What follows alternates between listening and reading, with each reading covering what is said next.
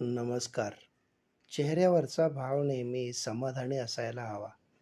तीच खरी श्रीमंती आणि तेच आयुष्यातील खरं सुख आहे. आपली निंदा करणाऱ्यांवर कधीच नाराज होऊ नका. कारण आपली परीक्षा घेण्यासाठी आणि आपला प्रचार करण्यासाठी परमेश्वराने पाठवलेले ते हितचिंतक असतात. पुस्तक वाचताना आणि आयुष्य जगताना शेवटपर्यंत संयम ठेवायला हवा. कारण कहाणी शेवटच्या पानात आणि शेवटच्या ओळीतसुद्धा बदलू शकते.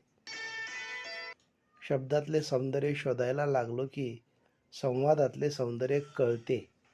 संवादातले सौंदर्य कळले की नाती सुंदर होतात आणि नाती सुंदर झाली की आयुष्य सुंदर होते. मग सख्खे आणि दूरचे हा भेद गळून जातो. जोडलेल्या दोन हातांमध्ये खूप सामर्थ्य असतं. कुठलीही परिस्थिती जेव्हा हाताबाहेर जात असेल तेव्हा एकदा हात जोडून बघा. त्यामुळे समोरच्या व्यक्तीची मनस्थिती आणि आपली परिस्थितीही बदलेल. घृणा मनुष्य को कभी खिलने नहीं देती और प्रेम मनुष्य को कभी मुरझाने नहीं देता.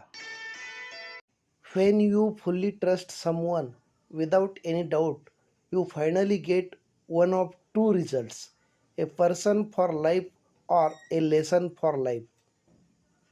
धन्यवाद.